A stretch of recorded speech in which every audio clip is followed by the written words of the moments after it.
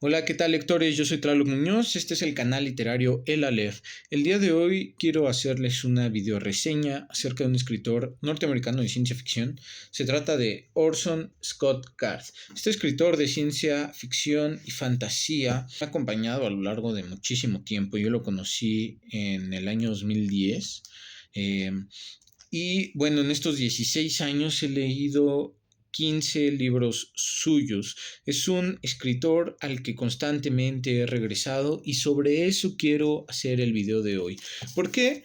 Bueno, pues porque recientemente terminé esta novela corta del universo de Ender, Guerra de Regalos, una novela que habla acerca de la tolerancia y de la diferencia entre las religiones, de los problemas que puede llegar el extremismo ciego, la no autocrítica. Y bueno, al final del día también puede llevarnos un poco a concluir que al final tenemos derecho de culto, ¿no? Libertad de culto y que todas las religiones son válidas hasta donde queramos llevarlas, siempre y cuando pues también respetemos la libertad del culto ajeno, ¿no?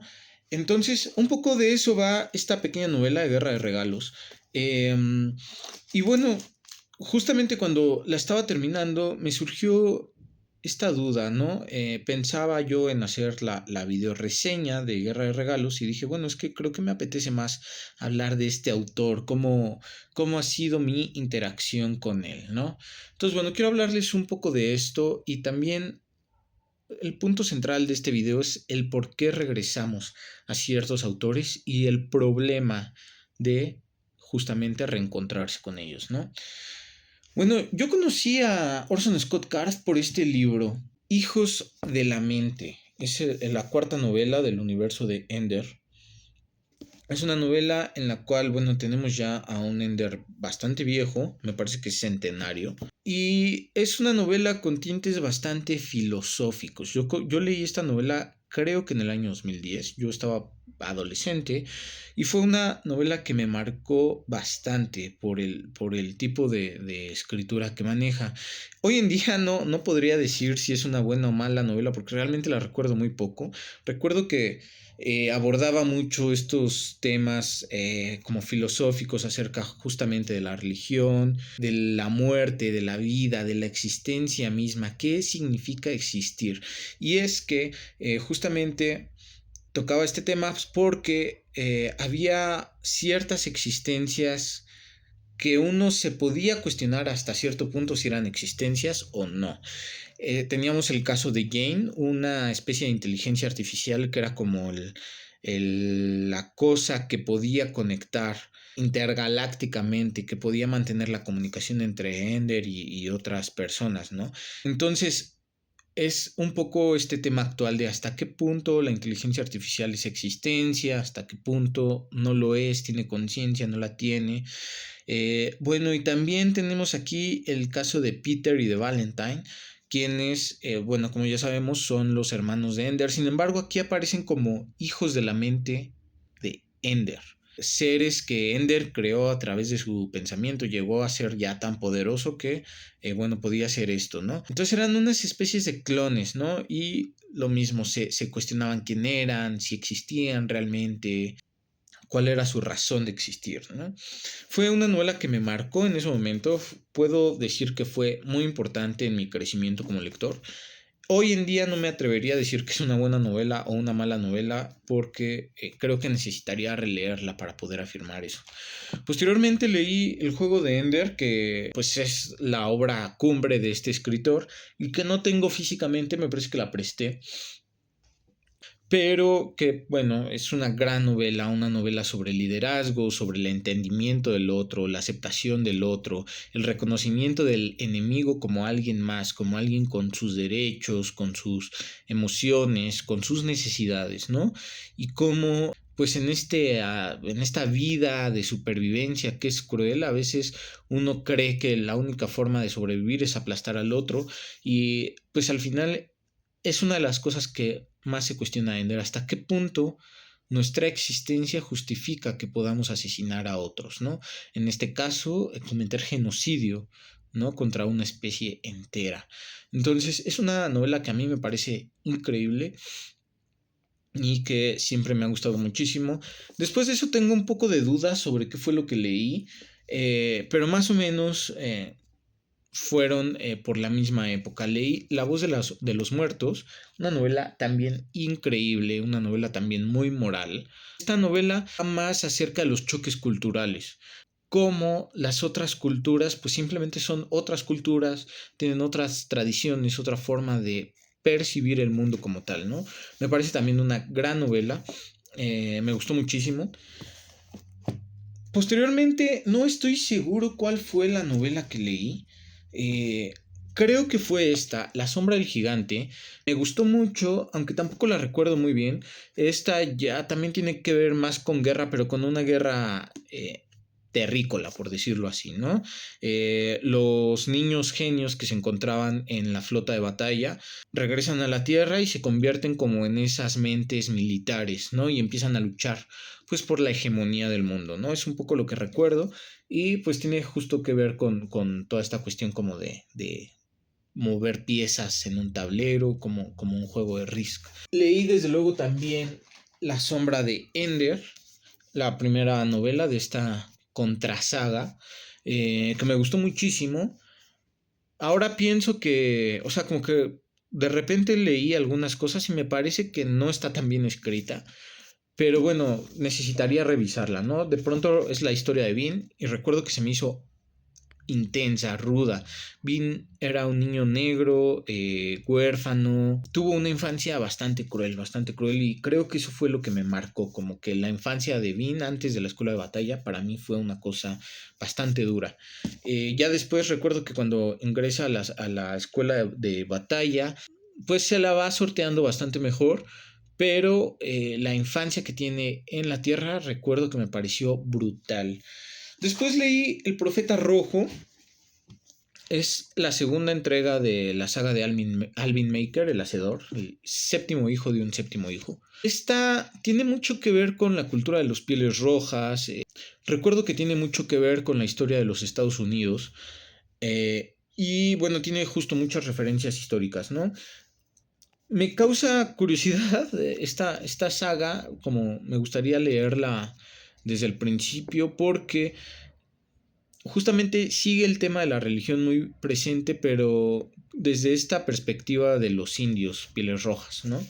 Entonces, recuerdo que está ambientada en el siglo XIX y hay muchos amuletos, muchos talismanes, muchas de otras cosas que pues no tienen mucho que ver con la religión mormona que profesa Orson Scott Card, ¿no? Entonces me causa curiosidad leer como que la saga en su totalidad para ver cómo se va desarrollando. Leí también Mapas en un espejo, una serie de 5 libros que conforman un total más o menos de 50 cuentos. Definitivamente mi favorito fue El ahorcado, cuentos de espanto. Es uno de los mejores libros de terror que he leído en mi vida. No me atrevería a decir que el mejor, pero definitivamente uno de los mejores. Me encanta este libro. Eh, lo recomiendo muchísimo a quien no lo conozca. Tenemos Flujo, cuentos de ciencia ficción. También viene un par de cuentos que son increíbles. Viene aquí El originista, un cuento que tiene que ver con el universo de la fundación de Isaac Asimov, que es también un cuento tremendo. Tenemos Mapas en un espejo, Fábulas y fantasías, que son precisamente libros de fantasía. Este recuerdo que me gustó un poco menos, se me hizo más pesado. Milagros crueles, cuentos sobre la muerte, la esperanza y lo sagrado. Este libro es difícil de leer y toca temas profundos. Recuerdo que me gustó. Y finalmente Canciones perdidas, los cuentos ocultos, que es un libro de cuentos bastante más moral.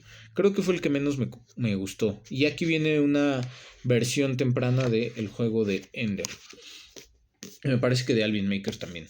Entonces, bueno, estos fueron algunos de los libros que leí. Leí también la trilogía de la Primera Guerra Fórmica, también dentro del universo de Ender. Aquí no aparece Ender, sino que el personaje principal viene a ser Master Rykam, ¿no? El hombre que entrena a Ender en la escuela de batalla, ¿no? Este es un space opera que también tiene como varias cuestiones ahí morales que se me hacen interesantes. De hecho, el primer dilema moral que tocan es el de la endogamia y eso me pareció bastante particular, ¿no? Me gustó, pero vaya, se me hizo una saga palomera, interesante, disfrutable, pero nada del otro mundo. Siento que no es algo que se pueda discutir mucho tiempo. Pero está interesante. La recomiendo como lectura de recreación, vaya, ¿no? Y finalmente, la novela que leí esta semana, Guerra de Regalos, una historia corta dentro del universo de Ender, que como ya les decía, tiene que ver mucho con esta cuestión de la aceptación de la libertad de culto. Ahora bien, ¿qué pasa con Scott Card? ¿No? Para mí, Scott Card es un espacio en el que puedo leer de forma cómoda a bajo costo. Sus libros son fáciles de leer, son entretenidos, algunos están mejor escritos que otros, desde luego. Tiene sus cosas, Scott Card, tiene cosas que no me terminan de convencer. No se me hace un escritor indispensable para nada, pero tampoco se me hace tan trivial como para considerarlo lectura chatarra, por decirlo así, ¿no? Cada quien podrá entender eso como lo quiera entender. No estoy diciendo que haya una literatura chatarra, simplemente que yo no considero que Orson Scott Card sea literatura chatarra. Me parece que no es tan trivial para considerarlo de esta forma, ¿no? Tampoco me parece tan profundo para considerarlo un lector, digamos, de culto, un lector indispensable dentro del género, para nada. Regreso a él constantemente porque creo que fue parte de mi infancia, fue parte de mi niñez. Me ha formado de algún modo como lector, pero no me he quedado ahí, me he arriesgado a conocer a muchos más escritores. Orson Scott Card me ha abierto libros, ha sido un escritor que me ha abierto otros libros, pero no me parece ni de cerca de los mejores escritores que he leído, no lo pondría en un top 10, por ejemplo. Tengo que hacer también el disclaimer. Conozco bien las cuestiones en las que se ha metido Orson Scott Card con todo su desprecio por la comunidad LGBT. Creo que está de sobra decir que no lo comparto. Me parecen comentarios despreciables, deleznables. Para quien no tiene contexto, pues les cuento un poco. Orson Scott Card es mormón, lo cual no tiene nada de malo en sí mismo. El problema es que Orson Scott Card utiliza su fe para discriminar a quienes son parte de la comunidad LGBT, ¿no? Él ha dicho cosas como que la aprobación del matrimonio igualitario atenta contra la democracia de las personas en Estados Unidos. Ha dicho que la homosexualidad es una ideología con la que está abiertamente en contra, que los homosexuales son sus enemigos y que él está dispuesto a llegar hasta las últimas consecuencias para acabar con sus enemigos, ¿no? Estoy parafraseando porque digo, no tengo sus comentarios literalmente en la cabeza, pero se puede entender de esta forma, ¿no? Y pues nada, me parece despreciable. Ahora, justamente por esto me he puesto a pensar, ¿por qué regreso a Orson Scott Card? Si es un escritor que tiene pues este tipo de tendencias ideológicas con las que no estoy en absoluto de acuerdo. Bueno, pues para empezar, no lo sé, o sea, no tengo una respuesta definitiva, se me hace una pregunta bastante difícil de contestar. Creo que lo hago porque Scott Card fue parte de mi niñez y le tengo mucho apego a esa etapa de mi vida, ¿no? Le tengo mucho apego a las lecturas que hice en ese momento y creo que por eso he regresado a él para recordar lo que leía yo de niño. ¿Está bien leerlo? ¿Está mal leerlo? No lo sé, yo creo que cada quien tiene que decidirlo.